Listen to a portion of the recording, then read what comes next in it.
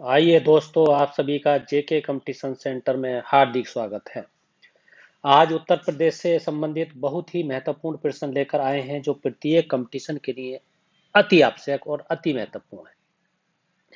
आइए पहला प्रश्न देखते हैं। लखनऊ योजना का संबंध किससे है? तो इसका सही उत्तर है आवास विकास से। अब लखनऊ योजना से संबंधित आवास विकास से है क्योंकि लखनऊ पे आधारित बहुत ही प्रकार के प्रश्न पूछे जाते हैं। अगर आपसे पूछा जाए कि एग्रो पार्क कहाँ है, तो आपको बता देना है लखनऊ में है। एग्रो पार्क लखनऊ में है। और आपसे पूछा जाए उत्तर प्रदेश निर्यात निगम कहाँ है, निर्यात निगम, तो वो भी आपका लखनऊ में है। कई बार ये प्रश्न आया इस तरीके से। राज्य आपदा प्रबंधन पूछा जाए कहाँ है, राज्य आपदा प्रबंधन अगर पूछा जाए तो वो भी लखनऊ में है। क्योंकि कई बार ये प्रश्न पूछे गए, इनमें उन्हीं प्रश्नों को समाहित किया गया है जो आपके वार वार कंपटीशन में आए। सॉफ्टवेयर जो टेक्नोलॉजी पार्क है, टेक्नोलॉजी पार्क, वो पूछा जाए तो भी आपको लखनऊ बता देना है। लखनऊ से संबंधित बहुत प्रश्न हो सकते हैं। जैसे आपसे फॉरेंसिक लैब पूछा जाए तो वो भी लखनऊ में है। साइबर थाना पूछा जाए वो भी लखनऊ में है। एशिया का प्रथम डीएनए बैंक पूछा जाए वो भी लखनऊ में है। अगर आपसे पूछा जाए कि क्षेत्रीय साइंस सिटी कहाँ है, तो वो भी लखनऊ में है। नारी बंदी निकेतन कहाँ है, तो वो भी लखनऊ में है। लखनऊ किस नदी के किनारे बसा है, गोमती नदी के किनारे बसा है। पूछा जाए कि प्रदेश का जो उत्तर पश्चिम प्रांत था वो कब उसका गठन हुआ, 1836 में। उत्तर प्रदेश को उत्तर उत्तर पश्चिम प्रांत एवं अवध प्रांत का दर्जा कब मिला, तो वो 1877 में। आगरा एवं अवध संयुक्त प्रांत का दर्जा कब मिला, तो वो 1902 में। केवल संयुक्त प्रांत का दर्जा कब मिला, था 1937 में। और उत्तर प्रदेश का दर्जा कब मिला, 24 जनवरी 1950 में। इस तरीके से आपको ध्यान देना। अगर उत्तर प्रदेश की राजधानी आगरा कब थी, तो वो आपको बता देना 1836 में थी। अगर प्रयागराज कब से हुई, 1858 से हुई, ये आपको ध्यान देना है।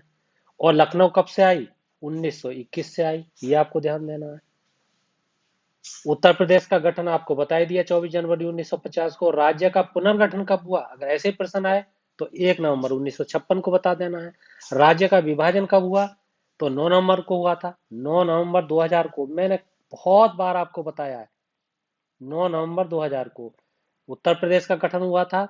और उस समय दो राज्य और बने थे, एक झारखंड बना था, एक छत्तीसगढ़ बना था। झारखंड का जो गठन हुआ था वो 1 नवंबर 2000 को हुआ था। और आपका उत्तर प्रदेश का जो हुआ था 9 नवंबर 2000 को हुआ था। और आपका जो छत्तीसगढ़ का हुआ था वो आपको 15 नवंबर 2000 को हुआ था। और उत्तर प्रदेश का जो गठन विभाजन हुआ था वो उत्तराखंड अलग हुआ था, छत्तीसगढ़ मध्य प्रदेश से अलग हुआ था। और आपका मध्य वो बिहार से झारखंड अलग हुआ था। इस तरीके से आपको प्रश्न पूछे जा सकते हैं। आइए आगे देखते हैं। निम्नलिखित में से कौन सी अनुसूचित जनजाति बिजनौर जिले में निवास करती है? बहुत ही महत्वपूर्ण प्रश्न। जनजाति से संबंधित प्रश्न बार बार आते हैं, इसलिए आपके लिए बहुत ही महत्वपूर्ण है। इसका सही उत्तर है आपका बिजन माही माहीगीर। अच्छा, अब इससे बिजनौर से संबंधित और क्या क्या प्रश्न हो सकते हैं, क्योंकि बहुत बार बिजनौर से संबंधित भी प्रश्न आते ही रहे हैं। पहली बात तो बिजनौर जो है वो मुरादाबाद मंडल का एक जिला है, ये बात आपको ध्यान देना है। और क्या हो सकता है वहां पर, बिजनौर जो है वो क्या कहना चाहिए उसको, दुष्यंत जो था, दुष्यंत उनकी कर्म भूमि है। और एक आपका जो भरत थे उनकी कर्म भूमि है। कण्व जो थे उनकी कर्म भूमि है। और विदुर की कर्म भूमि है। ये आपको ध्यान देना है। इस तरीके के प्रश्न भी मिलान में आ जाते हैं। और आपसे क्या पूछा जा सकता है, पूछा जा सकता है कि जो भारत का प्रथम राजा था सुदास, और इस जो सुदास जो था वो पांचाल देश के थे। तो पांचाल देश में इसकी सीमा भी आपकी लगती थी बिजनौर की। ये भी आपको ध्यान देना है। इस तरीके के प्रश्न आ सकते हैं। और क्या अगर पर्यटक स्थल के बारे में पूछा जाए वहां, तो एक केरला अमनगढ़ है वहां, अमनगढ़, ये आपको ध्यान देना है। इस तरीके से प्रश्न आपके हो सकते हैं। आइए आगे देखते हैं। भारतीय दलहन शोध संस्थान कहाँ पर है? भारतीय दलहन शोध संस्थान कहाँ पर है? तो ये कई बार आया है, कानपुर में है। इस तरीके के प्रश्न बार बार आते रहते हैं। कानपुर से संबंधित और क्या क्या प्रश्न हो सकते हैं? वहां पर जो है औद्योगिक नगरी कहते हैं इसको, औद्योगिक नगरी, ये आपको ध्यान देना है, औद्योगिक नगरी। और क्या प्रश्न हो सकता है? और ये गंगा नदी के दक्षिण तट पर बसा है, दक्षिण तट पर, ये आपको ध्यान देना। पूछा जाए कि कानपुर कहाँ पर है? गंगा नदी के दक्षिणी तट पर है, ये आपको ध्यान देना है। और कानपुर का जो पहला नाम था, मूल नाम, वो कानपुर था, कानपुर। ये कई बार कंपटीशन में आया, ये आपको ध्यान देना है। और ऐसी मान्यता है कि गंगा नदी के दक्षिण तट पर बसा कानपुर शहर जो था, उसकी स्थापना समुद्री राज्य था एक, और हिंदू सिंह ने की थी। उस समय इसका मूल नाम जो था वो कानपुर इसलिए था, ये आपको ध्यान देना है। अच्छा, नाना साहब की जो कर्मभूमि है वो कानपुर रही है। और नाना साहब के जो परिवार के थे धुंधु पंत, उन वो भी कानपुर से संबंधित रहे थे। जो अजीजन बेगम है उनका संबंध कानपुर से रहा है। और आपका भारतीय कम्युनिस्ट पार्टी का जो गठन हुआ था 1924 में, वो भी आपके कानपुर में हुआ था, ये भी आपको ध्यान देना है। अच्छा, ऐतिहासिक दृष्टि से अगर देखा जाए तो पर्यटक स्थल जो है, जैसे कि आपके तीर्थ स्थल है, जैसे भीतरगाम वहां पर है, मेमोरियल वहां पर है, मेमोरियल चर्च जिसे कहते हैं, जगन्नाथ एक है वो है, नाना राव पार्क वहां बना हुआ है, ग्रीन पार्क वहां पर बना हुआ है, प्राणी उद्यान वहां पर है, चमड़ा उद्योग वहां पर है, दो पहियों का जो वाहन होते हैं उनका उद्योग भी वहां पर है। इस तरीके से बहुत सारे उद्योग हैं जो आपसे कानपुर से संबंधित प्रश्न पूछे जाते हैं। और भी प्रश्न आपसे हो सकते हैं, जैसे अगर आपसे पूछा जाए उत्तर प्रदेश जो क्रिकेट अकादमी है वो कहाँ है? वो भी कानपुर में है, जिसका नाम ग्रीन पार्क स्टेडियम कर दिया गया है। और उत्तर प्रदेश वन अनुसंधान संस्थान कानपुर में है, टेक्सटाइल हौजरी पार्क कानपुर में है, चकेरी हवाई अड्डा कानपुर में है, वाल्मीकि आश्रम कानपुर में है। तमाम सारे प्रश्न मैंने आपको जो करंट अफेयर्स पढ़ाते समय कानपुर का जब जिक्र आया था तो बहुत बार मैंने आपको बताया था। और भी क्या हो सकता है? विकास पार्क वहां पर है, बिठूर आश्रम वहां पर है, जेके कैंसर संस्थान वहां पर है, विज्ञान एवं प्रौद्योगिकी संस्थान वहां पर है, राजकीय चर्म संस्थान वहां पर है, कृत्रिम अंग संस्थान वहां पर है। इस तरीके से बहुत सारे, भारतीय चमड़ा रंगाई एवं जूता संस्थान भी वहां पर है, ये आपको ध्यान देना। आइए आगे देखते हैं। उत्तर प्रदेश में बौद्ध यानी जैन एवं बौद्ध धर्मों का प्रसिद्ध तीर्थ स्थल कौन सा है? कोसाम्बी है। ये बहुत बार मैंने आपको बताया, बहुत बार आया। उत्तर प्रदेश के निम्नलिखित जिलों में किसका क्षेत्रफल सर्वाधिक है? लखीमपुर खीरी की बात हो रही है। अब लखीमपुर खीरी से संबंधित कई बार प्रश्न आए। मुख्यालय लखीमपुर खीरी का कहाँ है? तो लखीमपुर खीरी है। लखीमपुर खीरी का पहले नाम क्या था? लक्ष्मीपुर था, ये आपको ध्यान देना है, लक्ष्मीपुर। ऐतिहासिक दृष्टिकोण से भी अगर देखा जाए तो दुधवा जो नेशनल पार्क है वो वहां पर है। और आपका प्राचीन काल में जो लखीमपुर लखीमपुर खीरी था, उस क्षेत्र में खारी नामक एक वृक्ष होता था, मतलब खारी, खारी नाम का एक वृक्ष होता था। और उसी के नाम पर, और वो बहुत अधिक मात्रा में होता था, बहुत ज्यादा होता था, उसी के नाम पर लखीमपुर खीरी नाम पड़ा वो इस जिले का। इसे पूर्व में जो है लक्ष्मीपुर कहते थे। और प्रश्न क्या हो सकते हैं? धार्मिक स्थान का क्या है वहां पर? लिलोटी नाथ है। प्रसिद्ध स्थल कौन सा है? जैसे सूरत भवन महल है। उद्योग कौन कौन से हैं? जैसे चीनी मिल उद्योग है, इथेनॉल उद्योग है, एल्कोहल उद्योग है, और ऊर्जा आधारित उद्योग है। अभ्यारण्य अगर पूछा जाए तो जैसे किशनपुर अभ्यारण्य है, दुधवा राष्ट्रीय उद्यान अभ्यारण्य है। इस तरीके से है। अच्छा, सीमा रेखा के बारे में मैंने कई बार बता भी दिया है, आप देखेंगे तो। जैसे लखीमपुर खीरी के पूरब में कौन है? बहराइच है, इस तरीके के प्रश्न आ सकते हैं। पश्चिम में कौन है? पीलीभीत है। और एक आपका शाहजहांपुर भी पड़ता है। उत्तर में कौन है? सीधे सीधे आपको पता है, नेपाल है। दक्षिण में कौन है? आपको बहुत बार बताया, हरदोई है। और दक्षिण में आपकी सीतापुर भी है। राष्ट्रीय राजमार्ग कौन सा पड़ता है? आपका 730 पड़ता है। और एक आपको 24 भी पड़ता है। नदियां कौन कौन सी हैं? शारदा नदी है वहां पर। तो परियोजना भी कौन सी होगी? शारदा नहर परियोजना होगी। ये आपको ध्यान देना है। शारदा बांध हिरण पार्क भी है वहां पर।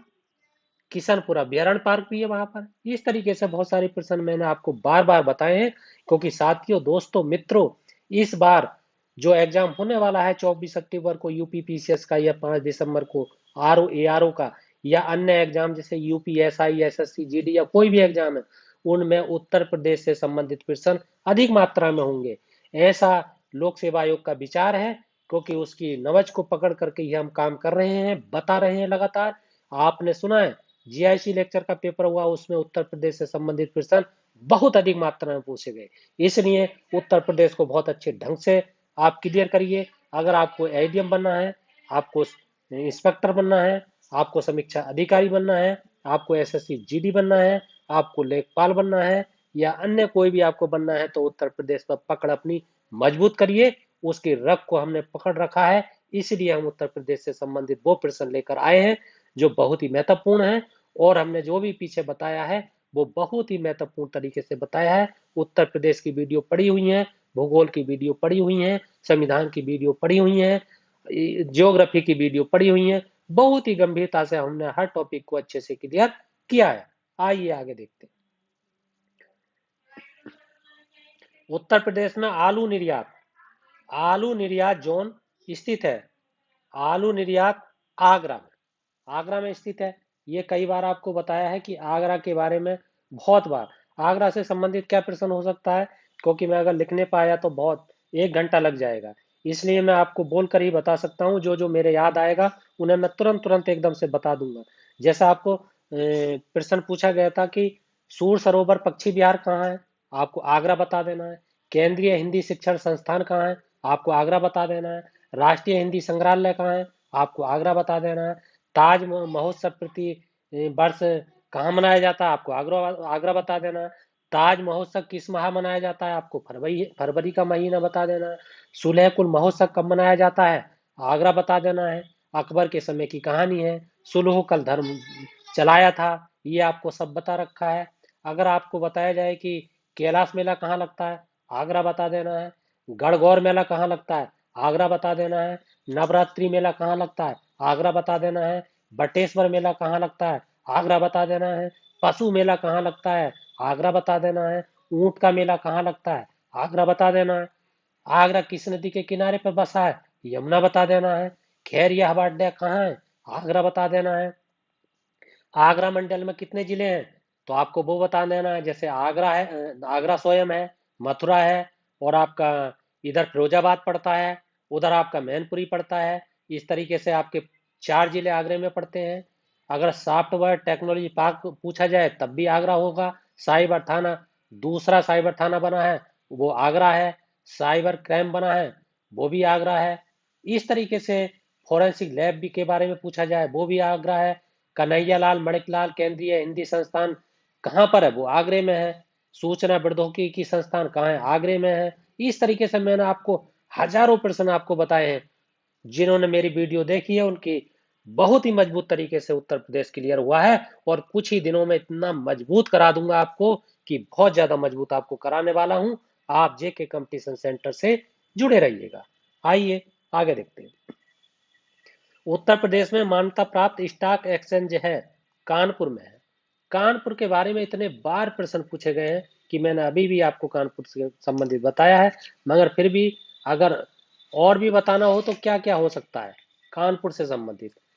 जैसे कि आपका एक पत्रिका निकलती है जिसका नाम है, जो पत्रिका है, जैसे भारतीय शिक्षा से संबंधित एक पत्रिका है। अगर पूछा जाए कि भारतीय शिक्षा से संबंधित मासिक पत्रिका का मतलब कहाँ से निकलती है, तो कानपुर बता देना है। एक श्रमजीवी उद्योग है वहां पर, वो भी कानपुर में है।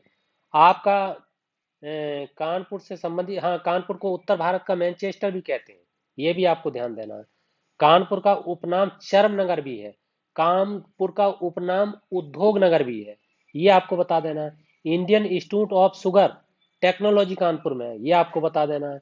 बलहा पारा झील कानपुर में है, बहुत बार आई है। राजकीय चर्म संस्थान कानपुर में है, ये बहुत बार आया है। कृत्रिम अंग संस्थान पूछा जाए कानपुर में, ये कई बार आया है। आपका जैसे कि और क्या है, चकेरी हवाई अड्डा कानपुर में है।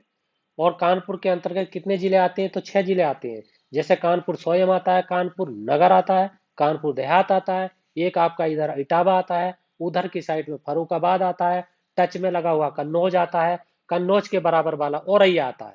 ये आपको मैंने बहुत बार बता रखा है। आइए आगे देखते हैं। मोतीलाल नेहरू, मोतीलाल नेहरू बाल संग्रहालय कहाँ है? ये आपके बारे में कई बार पूछा है, जो कि इलाहाबाद है, और इलाहाबाद का मतलब प्रयागराज है, क्योंकि इलाहाबाद का नाम प्रयागराज है। इलाहाबाद में बहुत सारा आपका राजनीतिक इतिहास पड़ा हुआ है, भौगोलिक इतिहास पड़ा हुआ है, संवैधानिक इतिहास पड़ा हुआ है, आर्थिक इतिहास पड़ा हुआ है। क्या बताना है आपको, इसमें इतनी ही जानकारी है कि जैसे कि अगर आपसे पूछा जाए कि जवाहर नक्षत्रशाला कहाँ है, तो वो इलाहाबाद में है, प्रयागराज में है। और प्रयागराज में कहाँ, जिसे आनंद भवन कहते हैं। कांच के बालू का उत्पादन सबसे ज्यादा किस जिले में होता है? आपको इलाहाबाद बता देना है। अगर साप्ताहिक पत्रिका पूछा जाए कि संदेश, राष्ट्रभाषा संदेश कहाँ से प्रकाशित होती है, आपको इलाहाबाद बता देना है। इलाहाबाद उच्च न्यायालय भी है। इफ्को जो वो है, इफ्को का जो फूलपुर है, उर्वरक का जो कारखाना है, वो इलाहाबाद में है। सर्वाधिक जनसंख्या वाला जिला इलाहाबाद है। सर्वाधिक विधानसभा वाला जिला भी इलाहाबाद है, क्योंकि वहां पर 12 विधायक बनते हैं। ये मैंने बहुत बार बताया है। अगर उत्तर मध्य रेलवे का मुख्यालय पूछा जाए, वो भी आपका प्रयागराज है। अगर आपसे भारद्वाज आश्रम पूछा जाए, वो भी आपका प्रयागराज है। आपको ये पूछा जाए कि एक बहुत अच्छा प्रश्न है, जैसे कि मासिक पत्रिका के बारे में पूछा जाए, तो मासिक पत्रिका जैसे अध्यात्म निकलती है वहां से, और एक बाल सखा निकलती है, एक कहानी नाम से निकलती है, एक हिंदुस्तानी के नाम से निकलती है। ये है। राजकीय मुद्रालय भी वहां पर है। उत्तर प्रदेश का सबसे पुराना विश्वविद्यालय, जिसे इलाहाबाद विश्वविद्यालय कहते हैं, वो भी आपका प्रयागराज में है। भारतीय भवन पुस्तकालय प्रयागराज में है। हिंदुस्तान अकादमी भी प्रयागराज में है। और आपको मैंने कई बार बताया था कि हिंदी साहित्य सम्मेलन जो होता है, वो प्रयागराज में होता है। प्रयागराज में संगीत समिति भी है, ये भी आपको ध्यान देना है। नागरिक उड्डयन प्रशिक्षण केंद्र भी है वहां पर, जिसे बमरोली कहते हैं। इस तरीके से आपको ध्यान देना है।